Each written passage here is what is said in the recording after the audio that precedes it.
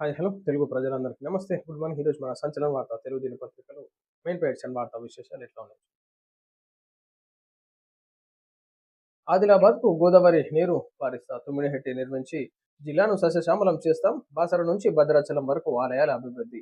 ఆదిలాబాద్ విమానాశ్రయానికి త్వరలోనే శంకుస్థాపన. త్వరలోనే జిల్లాకు యూనివర్సిటీ మంజూరు. పర్యాటకంగా పారిశ్రామికంగా జిల్లా అభివృద్ధి. జిల్లా అభివృద్ధిని విస్మరించిన గత పాలకులు.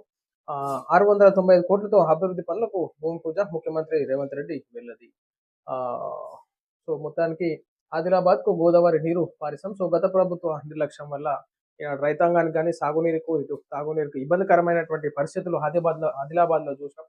సో ఇకపైన ఆ విధమైనటువంటి ఇబ్బందులు ప్రజలు పడొద్దని చెప్పేసి సో ప్రతినిత్యం ప్రజా సమస్యలపైన ఒక ప్రజాపాలన కృషి చేస్తుంది కాబట్టి ఇక్కడ ఇబ్బందికరంగా లేకుండా చేస్తామని చెప్పేసి ముఖ్యమంత్రి రేవంత్ రెడ్డి గారు ప్రజలకు హామీ ఇవ్వడం జరిగింది. అదేవిధంగా బాసర నుంచి భద్రాచలం వరకు ఉన్నటువంటి ఆలయాలు, ప్రసిద్ధ ఆలయాలన్నింటినీ డెవలప్మెంట్ చేసే విధంగా కూడా ప్లాన్ అవుట్ చేస్తున్నామని చెప్పేసి చెప్పడం జరిగింది.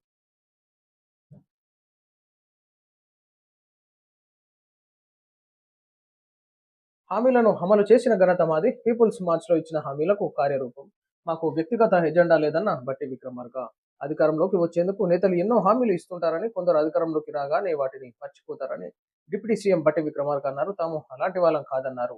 తాను చేపట్టిన పీపుల్స్ మార్చ్కు 3 ఏళ్లు పూర్తయిన సందర్భంగా ఆదిలాబాద్ జిల్లా పిప్పిరిలో బహిరంగ సభ ఏర్పాటు చేశారు. ఈ సందర్భంగా బట్టి విక్రమార్క మాట్లాడుతూ పిప్పిరిలో మొదలుపెట్టి ఖమ్మం వరకు పాదయాత్ర చేసినట్లు గుర్తు చేసుకున్నారు. సో టోటల్గా ఈనాడు ప్రజలకు ఇచ్చినటువంటి హామీలను నెరవేర్చేటటువంటి పార్టీ కాంగ్రెస్ పార్టీ. సో ఇవ్వని మాటలను కూడా ప్రజల సమస్యలను దృష్టిలో పెట్టుకొని వాటిని కూడా ఈనాడు ప్రజాక్షేత్రంలోకి వెళ్ళి ఆ యొక్క ప్రజల సమస్యలకు సొల్యూషన్ చూపించడం జరుగుతుంది కాంగ్రెస్ పార్టీ.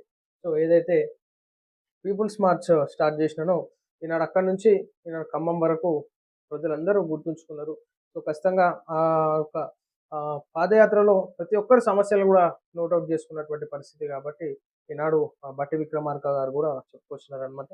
సో మాకు వ్యక్తిగత ఎజెండా లేదన్న బట్టి విక్రమార్క. సో ప్రజల కోసం ఈనాడు వ్యక్తిగత ఎజెండా అనేది పాలిటిక్స్లో మనం చూస్తూ ఉంటాం. వ్యక్తిగత ఎజెండా పెట్టుకొని ముందుకు వెళ్తూ ఉంటారు కొంతమంది. సో ఆ విధంగా సో అందరినీ కలుపుకొని ముందుకు వెళ్ళాలి ఎప్పుడైనా.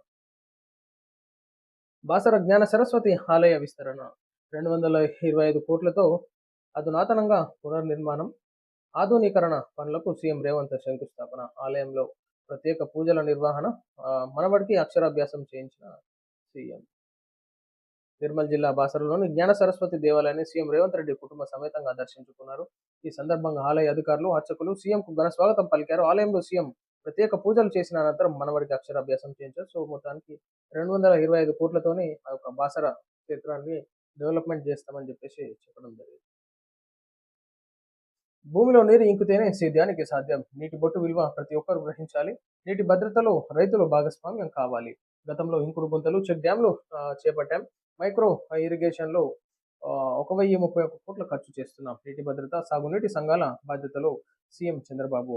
మావిగన్ పేరుతో అమరావతిని అడ్డుకునే కుట్రలు అంటూ విమర్శలు. సో నీటి యొక్క విలువలను ప్రజలు గుర్తించాలి. నీటిని స్టోరేజ్ చేసుకోవాలి. ఇంకుడు గుంతలు ఏర్పాటు చేసుకోవాలి. ఈనాడు ప్రజలకు ఇబ్బందికరంగా లేకుండా చెక్ డ్యామ్స్, రిజర్వాయర్స్, డ్యామ్స్ ఇవన్నీ కన్స్ట్రక్షన్ చేస్తున్నాం కాబట్టి ప్రజలు నీటి బొట్టు విలువ ప్రతి ఒక్కరు గ్రహించాలని చెప్పేసి చంద్రబాబు నాయుడు గారు చెప్పుకొచ్చిన అనమాట. ప్రజారోగ్యంపై వాగ్దాన్ జెండా ఊపిన మంత్రి దామోదర. శారీరకంగా ఆరోగ్యంగా ఉంటేనే మానసికంగా దృఢంగా ఉండగలగమని వైద్య ఆరోగ్య శాఖ మంత్రి దామోదర్ రాజనరసింహ అన్నారు. ప్రజాపాలన ప్రగతి ప్రణాళికలో భాగంగా ప్రభుత్వం ఆరోగ్య వారోత్సవాలను నిర్వహిస్తుందని, ఈ మేరకు పివి మార్గ్ జలవిహార్ నుంచి హెచ్ఎండిఏ గ్రౌండ్స్ వరకు ఏర్పాటు చేసిన వాగ్దానం మంత్రి జెండా ఊపి ప్రారంభించారు. 6 గ్యారంటీలపై గ్రామాలకు వెళ్తే తెలుస్తుంది. ఈ మేరకు అమలు చేశారో ప్రజలను అడగండి. కేరళకు వెళ్లి అబద్ధాలు ప్రచారం చేయడం కాదు. మాజీ మంత్రి జగదీష్ రెడ్డి విమర్శలు. కేరళలో కేరళం రాష్ట్రంలో ఎన్నికల ప్రచారానికి వెళ్లి గొప్పలు చెప్పడం కాదు. అక్కడ రేవంత్ను చూసి ఓటేసేదెవరని మాజీ మంత్రి సూర్యాపేట ఎమ్మెల్యే జగదీష్ రెడ్డి అన్నారు. సో మొత్తానికి కేరళ పోయి ప్రచారం చేస్తున్నాం, ఇక్కడ ఏం చేసిండని చెప్పేసి అక్కడ పోయి రేవంత్ రెడ్డి ప్రచారం చేస్తున్నారని చెప్పేసి ఈనాడు ప్రశ్నిస్తూ ఉన్నారనమాట మాజీ మంత్రి.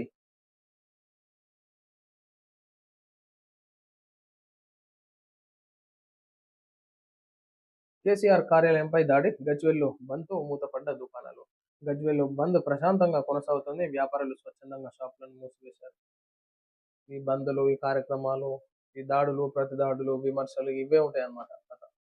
బంజారాలకు పార్టీలో తగిన ప్రాధాన్యం. మాజీ ఐపీఎస్ డీటీ నాయక్‌తో కవిత భేటీ. ఈ నెల 25న కొత్త రాజకీయ పార్టీ ప్రకటించబోతున్న తెలంగాణ జాగృతి అధ్యక్షురాలు కల్వకుంట్ల కవిత అందుకు తగినట్లుగా వ్యూహాలు రచిస్తున్నారు. సో, మొత్తానికి ఈ నెల 25వ తేదీన పార్టీ పేరును ప్రకటిస్తా ఉన్నారు కాబట్టి పార్టీ జెండా, ఎజెండా, పార్టీ రూపకల్పన ఇవన్నీ చేస్తా ఉన్నారు.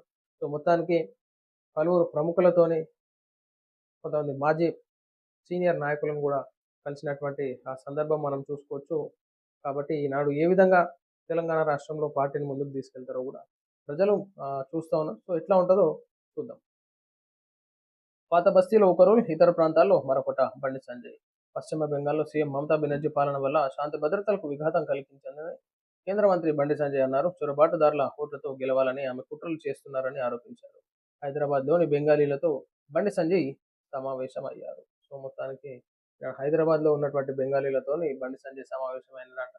సో, మొత్తానికి మరి బెంగాల్లో ఏ ఏ పార్టీని గెలిపించబోతున్నారో కూడా చూడాలి. ప్రజా తీర్పు ఎట్లుంటుందో. ఇది ప్రజల మనం చూస్తున్నాం. ఈరోజు సంచలన వార్త తెలుగు దినపత్రికలోని మెయిన్ పేడ్స్ వార్త విశేషాలు. నమస్తే.